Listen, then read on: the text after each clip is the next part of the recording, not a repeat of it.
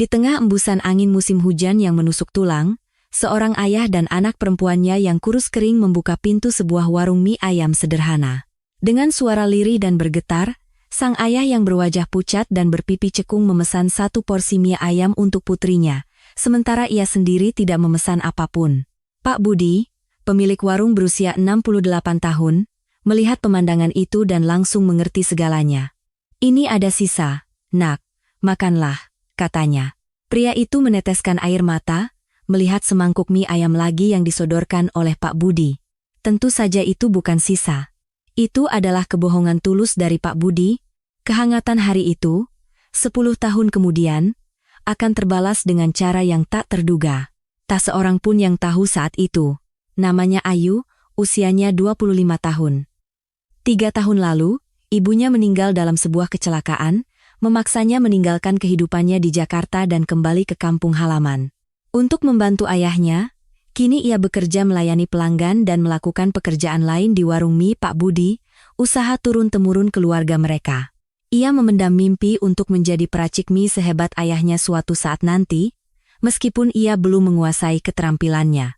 Ayahnya, Pak Budi, adalah generasi ketiga pemilik warung mie ini dan telah meracik mie di ruko kecil di sudut jalan ini selama lebih dari 40 tahun. Ia sangat percaya diri dengan resep mie ayam buatannya dan sangat dihormati oleh para pelanggan setia. Sore itu di musim hujan, aroma kaldu ayam yang gurih menyelimuti seisi warung. Meskipun jam makan siang telah lewat, 3 orang karyawan kantor masih duduk di konter, menikmati mie mereka dalam diam. "Ya, ini mie ayamnya. Selamat menikmati," kata Ayu sambil meletakkan semangkuk mie panas dengan hati-hati. Seorang pelanggan tetap mengangkat wajahnya dan tersenyum ramah. "Terima kasih, Mbak Ayu. Mie ayam di musim hujan seperti ini memang paling nikmat." "Terima kasih kembali, Pak. Silakan dinikmati pelan-pelan," jawab Ayu sambil membungkuk sopan. Kebahagiaan pelanggan seperti inilah yang menjadi penyemangat terbesarnya. Bisa membantu di warung, bisa menopang ayahnya, itulah yang terpenting bagi Ayu saat ini. Di dapur, ayahnya, Pak Budi, bekerja dalam diam, menyiapkan adonan mie. Sambil menatap punggungnya, Ayu berpikir, suatu saat aku ingin mengikuti jejaknya. Aku ingin menjadi peracik mie sepertinya. Beberapa tahun lalu, ketika ibunya meninggal dunia, Ayu masih bekerja di Jakarta. Saat ia bergegas pulang setelah mendengar kabar duka, ayahnya tidak pernah mengeluh sedikit pun. Beliau hanya berdiri diam di dapur, terus membuat mie seperti biasanya. Punggung itu terlihat begitu tegar, namun juga begitu kesepian. Saat itulah Ayu memutuskan. Ia tidak akan membiarkan ayahnya sendirian, ia akan mendukung ayahnya dan warung ini. "Sudah, Mbak." Seorang pelanggan bangkit, membayar di kasir, dan meninggalkan warung. Ayu mengantarnya dengan sopan. "Terima kasih. Silakan datang kembali." Saat warung mulai sepi, pintu berderit terbuka. Angin dingin menyelinap masuk, membuat Ayu sedikit menggigil. Yang masuk adalah seorang pria muda dan seorang gadis kecil. "Selamat dah," Ayu menelan kata-katanya. Pria itu tampak berusia pertengahan 20-an, tubuhnya sangat kurus, wajahnya pucat dengan pipi yang cekung. Di sebelahnya berdiri seorang gadis kecil, mungkin setingkat sekolah dasar. Gadis itu sama kurusnya, memegang erat baju ayahnya dengan ekspresi cemas. Suasana muram yang menyelimuti mereka membuat Ayu bingung. Tapi, pelanggan adalah pelanggan. Ayu kembali tersenyum dan menyapa, "Selamat datang. Silakan duduk di mana saja." Pria itu mengangguk kecil dan duduk di ujung konter. Gadis kecil itu duduk di sebelahnya. "Mie ayam? 1 porsi?" kata pria itu dengan suara lirih dan bergetar. Hanya 1 porsi, hati Ayu terasa ganjil. Mereka berdua, tapi hanya memesan 1 porsi. Mungkinkah mereka tidak punya cukup uang? Ayu mengulangi pesanan. "Baik. 1 porsi mie ayam, ya. Mohon ditunggu sebentar." Ia menyampaikan pesanan ke dapur. Dan Pak Budi mengangguk tanpa kata. Beliau mulai merebus mie dengan cermat. Beberapa menit kemudian, semangkuk mie ayam panas tersaji. Ayu meletakkannya di depan mereka. "Silakan dinikmati." Pria itu menggeser mangkuk ke arah putrinya. "Makanlah, Dewi." "Iya, Ayah." Gadis bernama Dewi itu mengambil sumpit dengan ragu-ragu, lalu mulai menyantap mie dengan lahap. Ayah, ini enak sekali. Syukurlah kalau begitu, kata pria itu sambil tersenyum lembut. Tapi ia sendiri tidak makan. Ia hanya menatap putrinya makan dengan tatapan penuh kebahagiaan. Sambil mencuci piring, Ayu melirik mereka. Ia bisa melihat dengan jelas betapa kurusnya tubuh pria itu. Ia tidak memesan untuk dirinya, hanya untuk putrinya. Hati Ayu terasa sesak, mereka begitu kesulitan sampai hanya bisa memesan satu porsi. Ayu merasakan ada kisah pilu di balik mereka. Saat itu, terdengar suara ayahnya dari dapur. Ayu, tunggu sebentar. Pak Budi keluar dari dapur dan meletakkan semangkuk mie ayam lagi di meja mereka. Ini, nak. Kebetulan ada sisa, jadi makan saja. Jangan khawatir, tidak usah bayar. Pria itu menatap Pak Budi dengan kaget. Ia mengerti maksudnya. Air mata mulai mengalir di pipinya. Terima kasih. Sungguh. Terima kasih banyak. Pria itu membungkukkan badannya dalam-dalam dan mulai menyantap mie itu dengan lahap hingga kuahnya habis tak bersisa. Gadis kecil itu tersenyum lega melihat ayahnya makan. Kebaikan ini, suatu saat pasti akan saya balas. Pria itu kembali membungkuk, membayar untuk satu porsi, lalu pergi. Setelah warung kembali sepi, Ayu menghampiri ayahnya. Ayah hebat sekali, katanya sambil tersenyum. Pak Budi hanya menjawab singkat tanpa mengubah ekspresinya. Manusia itu hidup saling menolong. Ayah hanya melakukan hal yang wajar. Setelah berkata begitu, Pak Budi kembali ke dapur. Ayu menatap punggungnya. Punggung ayahnya terlihat lebih besar dan lebih tegar dari biasanya. Suatu saat, aku harus bisa melampaui ayah. Tekad itu tumbuh kuat di dalam hatinya. Sejak saat itu, Ayu mulai bekerja lebih keras untuk mengikuti jejak ayahnya. Ia bangun lebih pagi dari siapapun, membersihkan warung, dan terus membantu ayahnya.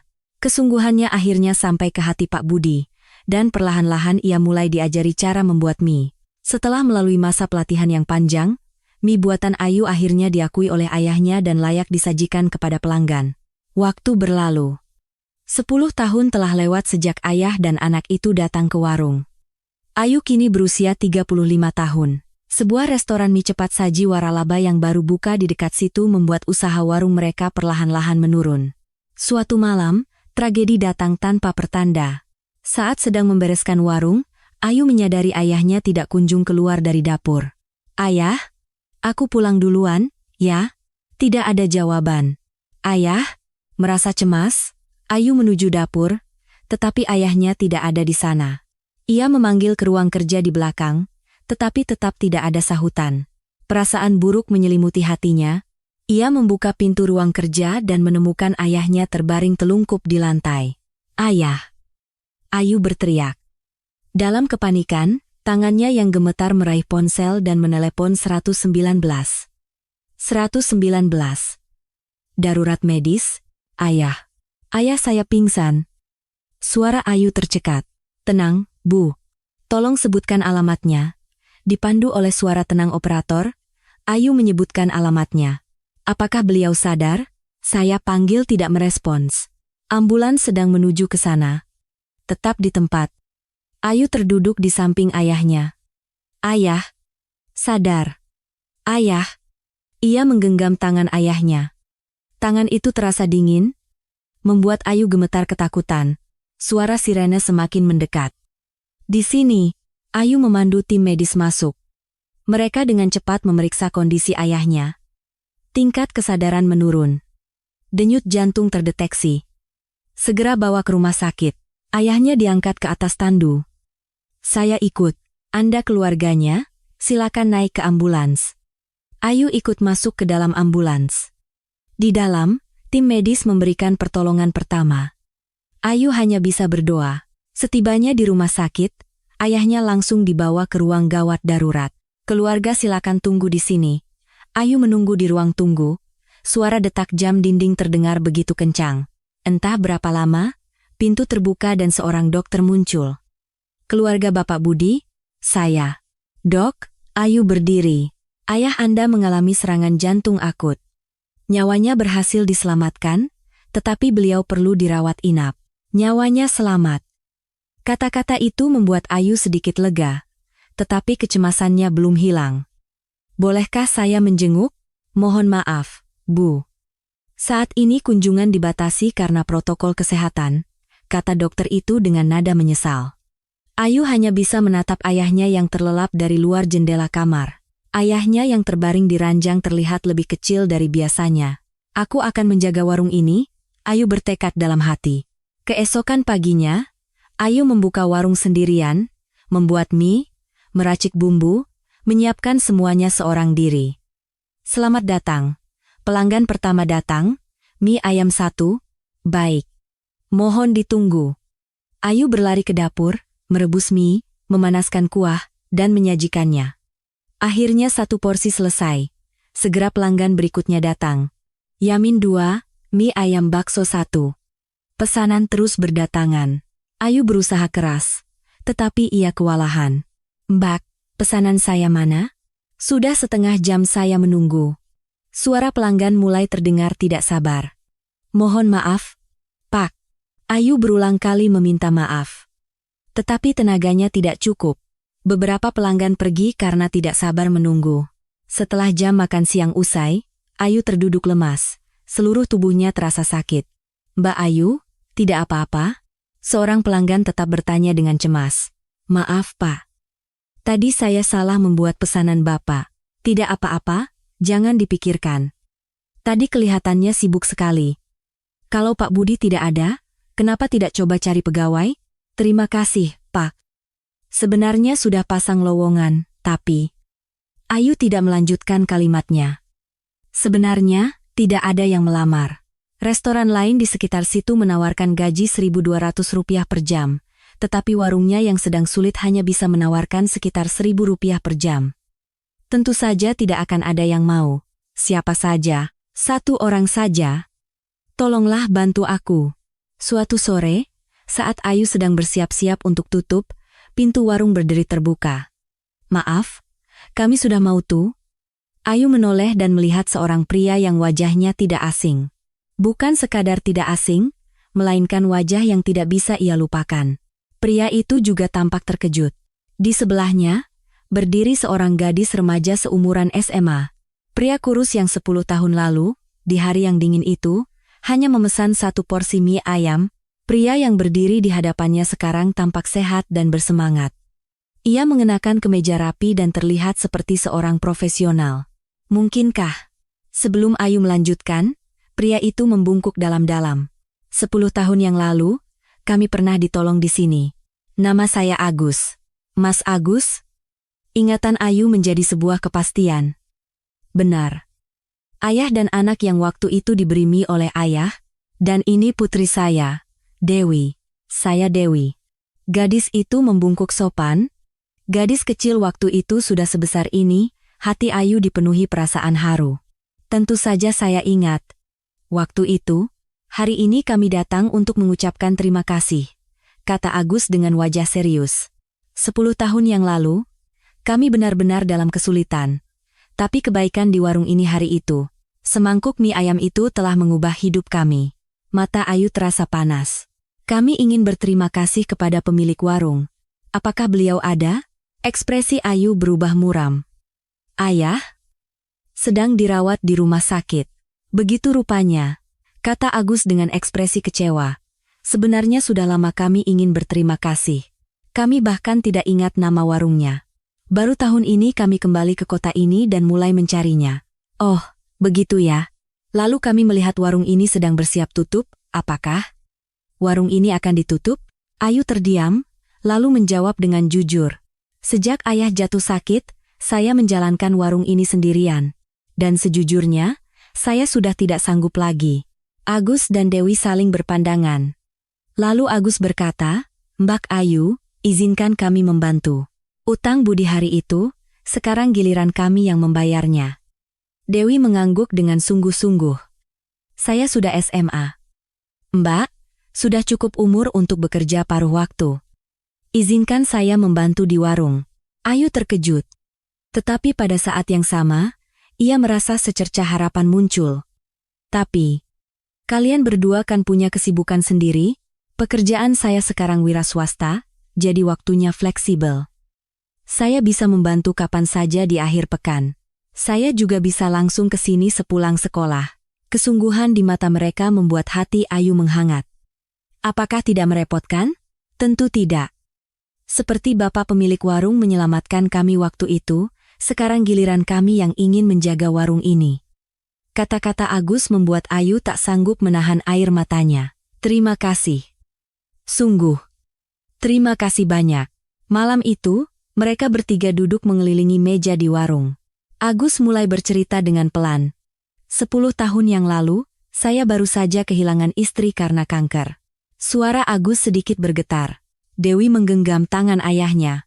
Ketika istri saya divonis tidak punya banyak waktu lagi, saya berhenti bekerja. Saya ingin selalu berada di sisinya. Ayu mendengarkan dalam diam. Kami memilih untuk tidak melanjutkan kemoterapi dan merawatnya dengan tenang di rumah.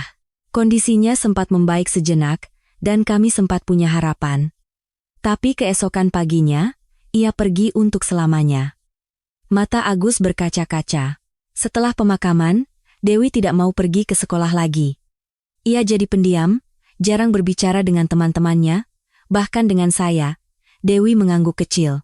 Saya sendiri stres karena kehilangan istri hingga mengalami insomnia. Mencari pekerjaan baru pun tidak berjalan lancar. Lama-kelamaan, tabungan kami menipis.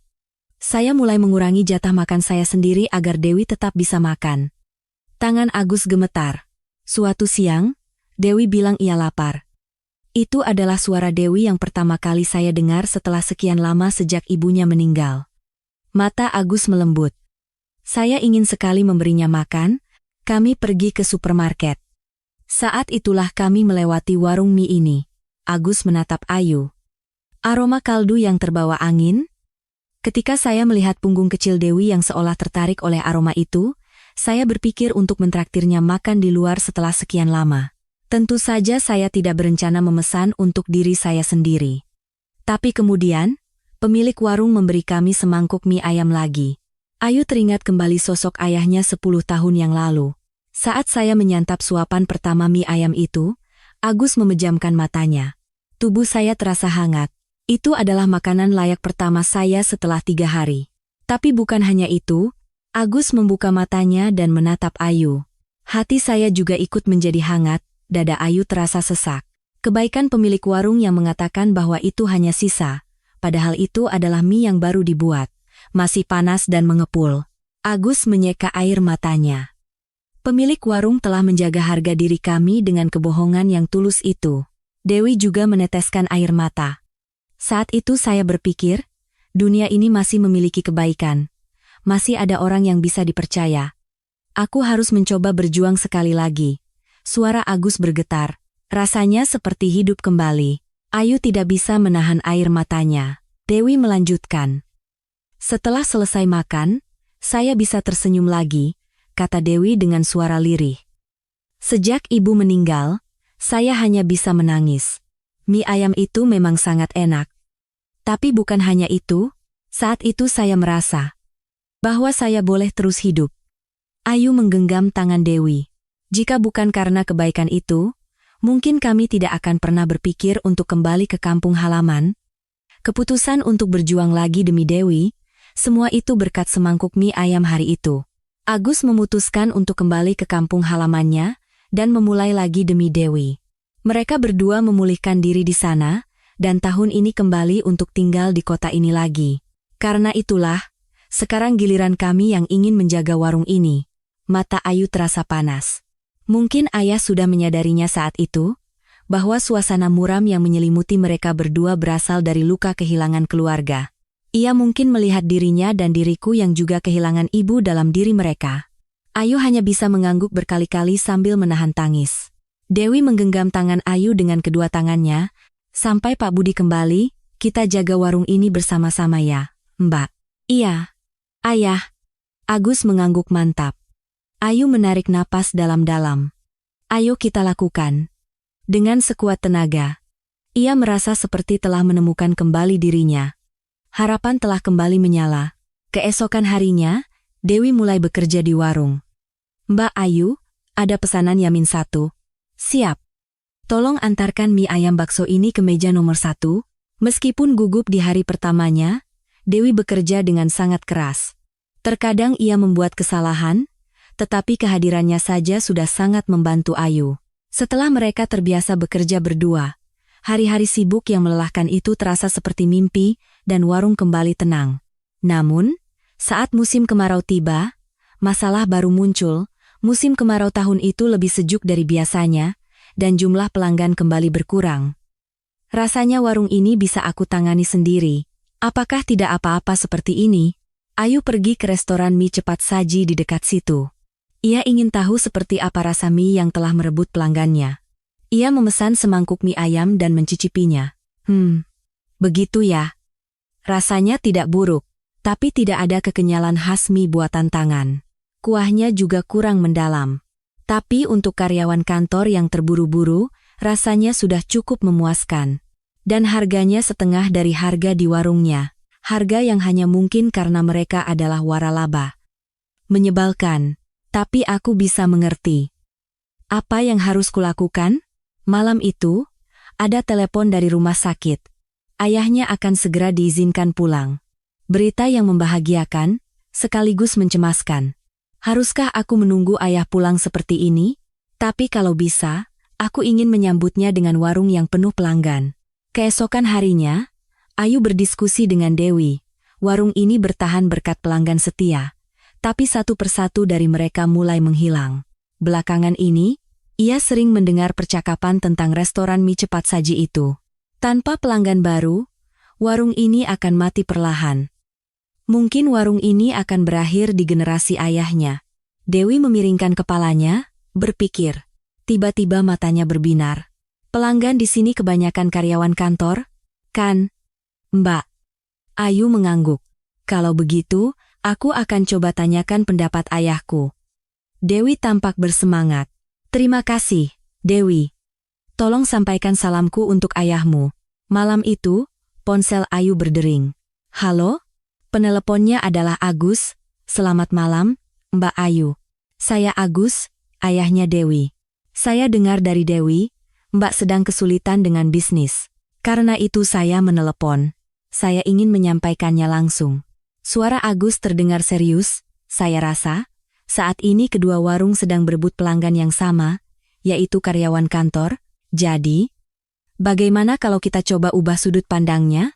Usulan Agus adalah untuk menarik pelanggan keluarga dan menjadikan mereka pelanggan setia. Waktu itu, Dewi makan mie di warung ini dengan sangat lahap.